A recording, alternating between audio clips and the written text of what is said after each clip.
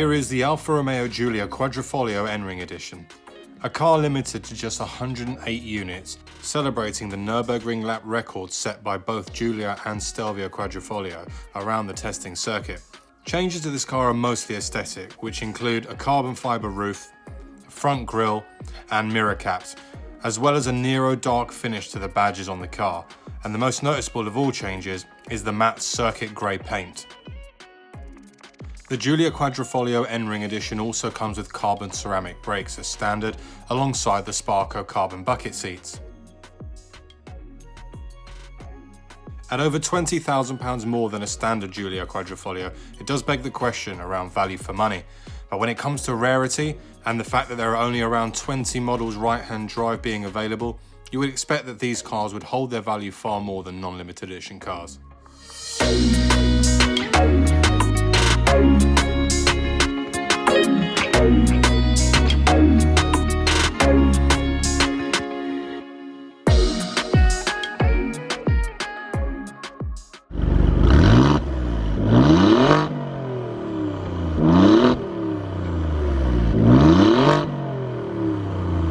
Well, what did you think of that?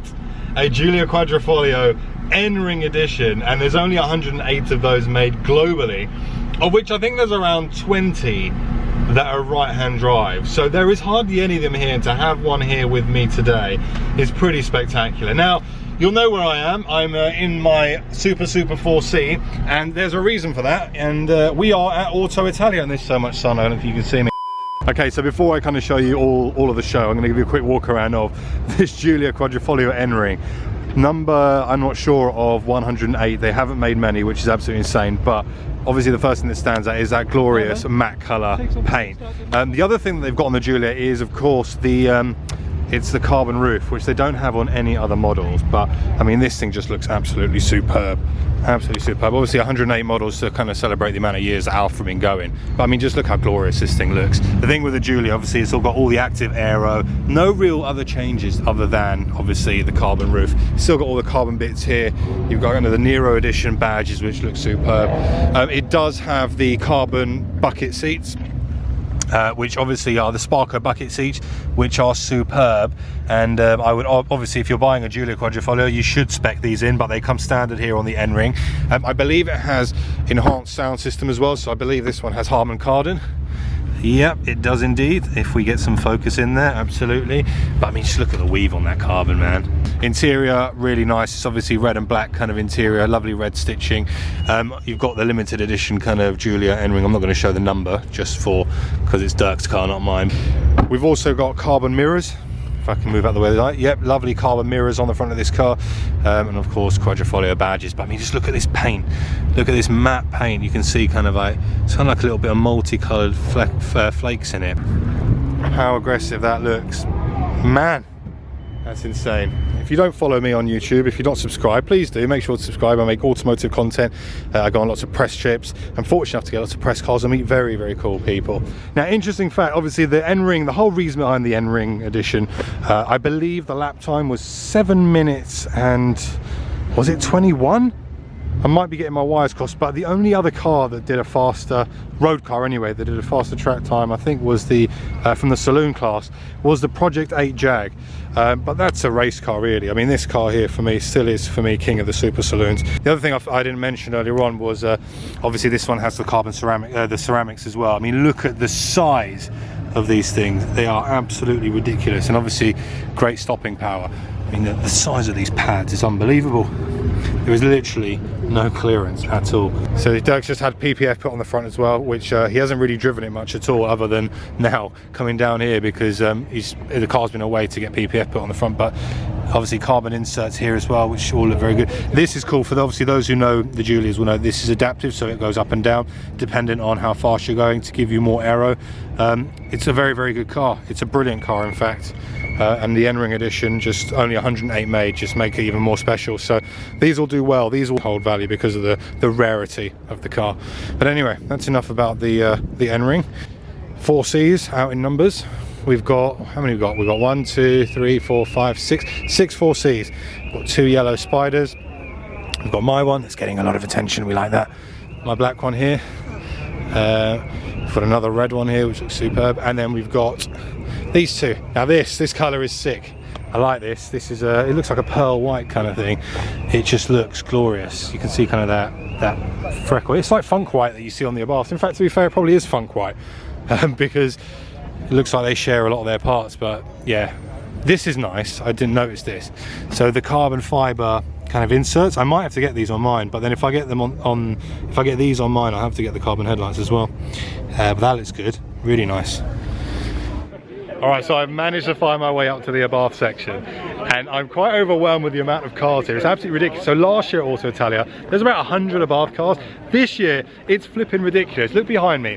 All along the bank, so Abarth have got their own section this time. It's all filled with cars, and all the way back down that way. I mean, it's absolutely ridiculous. I'm going to quickly show you something because I talk about support for the channel every now and again. This is Canada Carl's car. So Canada Carl is he's a big fan of the channel and he supports me a lot. And I just want to quickly do a quick introduction quickly. Canada Carl, this guy here is an absolute ledge, big supporter of the channel. Thank you so much for all the support, dude. Bro, thank you. You're a hero, mate. You're a hero. Pleasure, nice, pleasure. Nice. And look at this. This is how cool he is. He's given me some Alpha dust caps as well, so that's awesome. These will probably be nicked in about 5 minutes, but yeah, awesome. But what I'm going to do, guys, I'm going to quickly show you the amount of cars that are here because there's some really nice ones. So let's do this.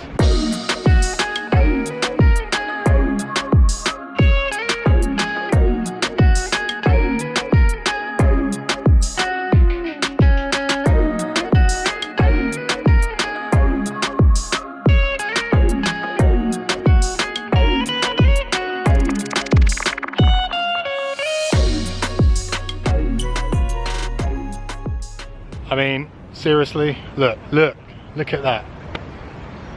That's nuts. It's absolutely nuts. I don't even know where to go with this. I mean, I could do some fancy B-roll, but it's going to take about 4 hours to edit because there's loads of cars. So instead, just have a look. That's impressive. The amount of Abarths that have turned up here today, super impressive. I wanted to show you this because this is actually really cool. So one of the things that everybody does when they get the Forge intake is obviously you can't put the rocker cover back on because the rocker cover would cover the whole of it. But whoever's car this is, I don't know whose it is, but kudos to you, man. Such a good idea to kind of cut the rocker cover in half so that you can have the Abarth rocker cover but also still have the Forge intake. Man, that looks insane. That's so cool. It's a really nice car, really well thought out. Well done.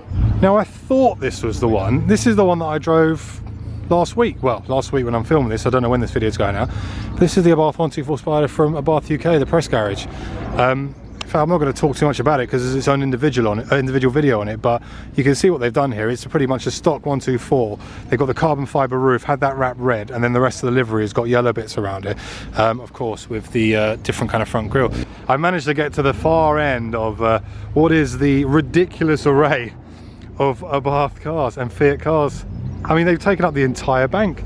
And also, look down there, that's really cool. You got all the old kind of 500s, old 595s. Such a lovely spectacle, and of course kind of like a plain graveyard over there. Check this camber. Look, it's proper slanted. This is a real testament to see how good your handbrake is. Yeah, look at these are insane. So obviously Lancia Delta Integrales. What do you think, guys? These are a spectacle, and obviously you never see these out on the road because obviously half of these are kind of kept in storage, but I mean this one here is gorgeous with the kind of martini kind of style livery on it. But just to see them all out together it's wicked. Performante in a matte grey, mega. But this is a car you have to appreciate. Look at that Diablo. You don't see many of these on the road. That looks superb. Whether it's a supercar or not, I don't care. You guys are seeing it because it's epic. Oh, that's cool. He's put a reverse camera in there. I just noticed that. That's cheeky, that is. I mean, this car here is a car I grew up looking at posters in my younger days. What else? Loads of stuff. That's nice colour. What else? Oh, look, another Lancia Delta Integrale. We'll bypass the rest of the Lambos and come over here. I love this. This is so cool, man. Such a good looking car. Look at that. Move into one side, please. Stunning. Oh, hello. Also nice to appreciate some of the heritage fleet from the Abarth range. I mean, how cool do these look? Everyone's snapping away the shots as I photobomb them with a camera, but super cool, man, super cool. Obviously this one here we see all the time at AceCaf, and yeah, it does attract the crowds, this one here. Okay, cool, so I've had a little wander, seen the Abarth section. I'm gonna go see the Alfa section now, head back to the car, see if anyone's keyed it. Probably have. But yeah, it should be good. I mean, the weather's started to brighten out now, which is good, because when we first got it, it was flipping freezing, whereas now it looks a little bit more like a proper May bank holiday weekend kind of weather. But you can see over here, there's so much going on. Look, people, barbecue. This is what we like to see from Auto Italia. A nice mixture of people, cars, everyone who's kind of automotive enthusiast and kind of just Italian culture enthusiast all here. And yeah, I do love this event. This is a very, very cool event. And here we go, we are back with the 4Cs. Here she is. It looks like no one's keyed it yet. It's always a good sign. Only black one here, which is cool. You don't see many black ones, with the exception of course, Mark's, who has a black one. But red is the colour of choice at the moment. See, there's 1, 2, 3, 4 red ones, 2 yellows, 2 whites, and 1 black car. I love you. Is that the best colour for the Quadrifoglio? Obviously ignore the N-ring for now. Other than that, is it red, black, blue? What would you have? Let me know. I like red. I think red works. Now this, what reg is this? Is this so this is interesting. The newer Giulias actually sit higher than the older ones, which is quite interesting. So if you look at this, you can see there's a bit more of an arch gap on this, and I don't understand why. I think the first gen ones were slightly lower. Okay, without making this video a complete video about comparing 2017 and 2018 Giulia ride heights, I thought, seeing as we've got two right next to each other, you can actually see, I mean, look at the headlights. You can see the one on the right is lower than the one on the left. If I get closer, let's see if I can get this to work, guys. So look at the difference in arch gap. You can see it, that one's lower than that one. And I really don't know why they've done it. Anyway, so here we go. We're back where we started with the Giulia Quadrifoglio N-ring and my Alfa Romeo 4C. Guys, I hope you've enjoyed seeing this. I mean, it's super rare seeing one of these cars in the flesh, and it's been absolutely insane for me to get a bit closer up and personal to what are probably the best Giulia Quadrifoglio out there. Supercars, you don't want to see those. But anyway, guys, I hope you've enjoyed the video. Maybe we'll do some more stuff on this car at some point at a later date, but for now, kind of just a quick glance to give you a bit of an info as regards to what you get from the N-ring, and of course a couple of shots here from Auto Italia. But I hope you've enjoyed the video. If you have, please make sure to like, share and subscribe. My name's Stef, and I'll see you all very soon on the next one. Thanks so much for watching. Bye bye.